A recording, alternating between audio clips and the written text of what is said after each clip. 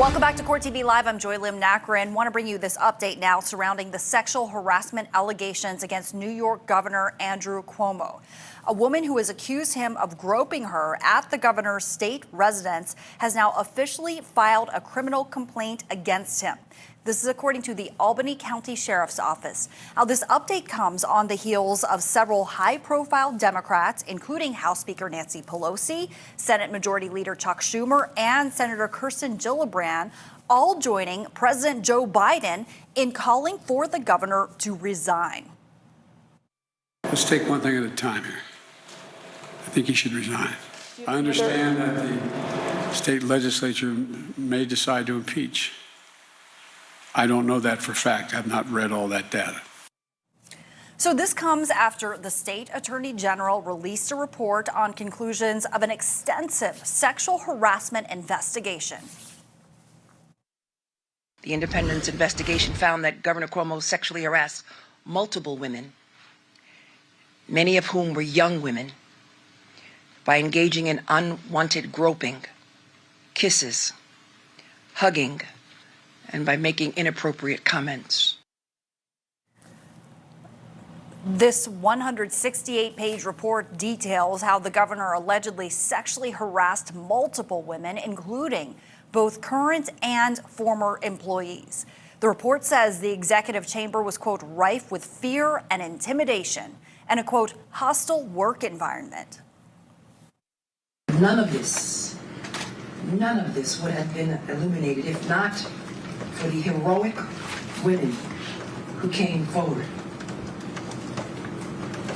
And I am inspired by all the brave women who came forward. But more importantly, I believe them. And I thank them for their bravery. The report also details at least one instance of retaliation after an employee came forward with harassment allegations. The governor has repeatedly argued that he did not intend to harass anyone and that he's sorry if his behavior with women was, quote, misinterpreted as unwanted flirtation. In response to the attorney general's report, the governor said this. First, I want you to know directly from me that I never touched anyone inappropriately or made inappropriate sexual advances. I am 63 years old. I've lived my entire adult life in public view.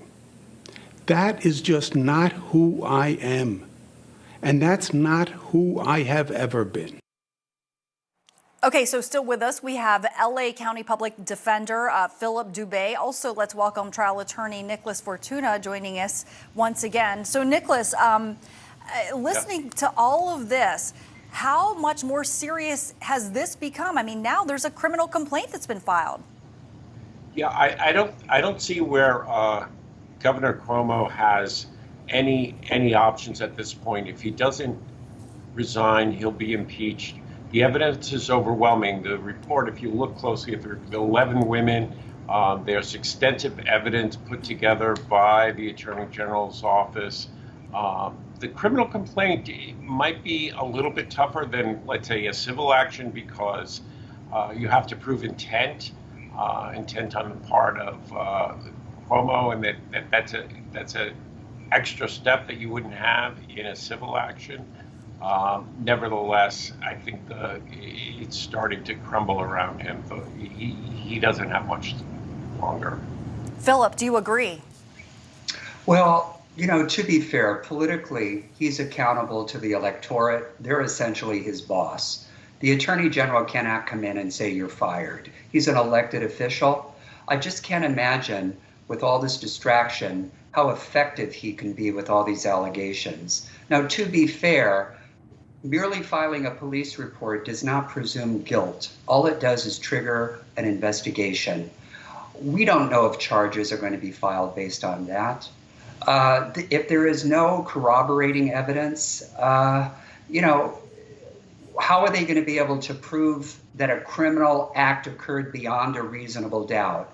Absent some type of witness testimony or recording or certainly a confession or video, It sounds like they're going to have a hard time proving that, not have enough evidence to file. But what the police report does is it puts pressure on the governor maybe to throw in the towel.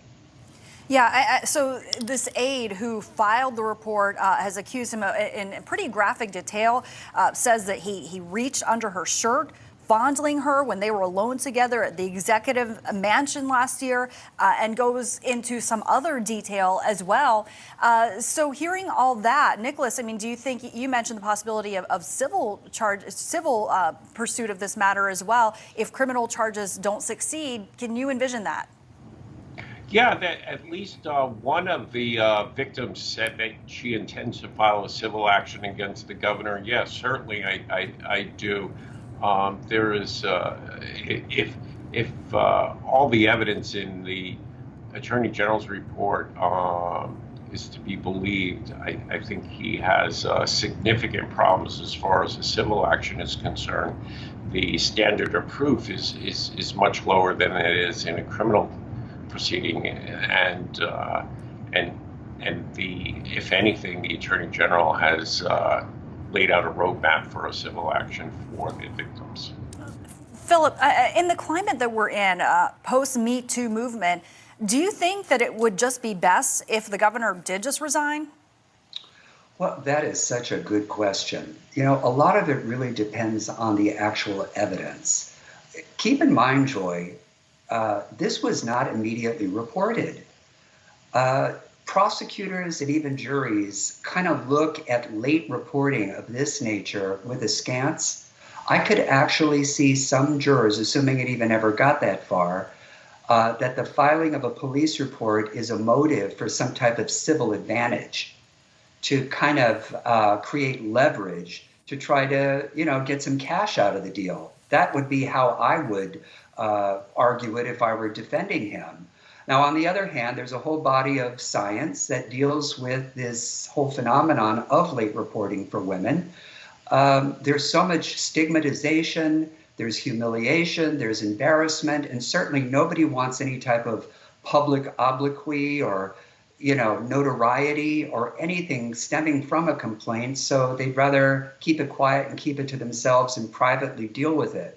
But yes, with this Me Too movement, more and more women are coming out of the woodwork. There's support from women's organizations, from feminist attorneys, of course, and of course the public at large.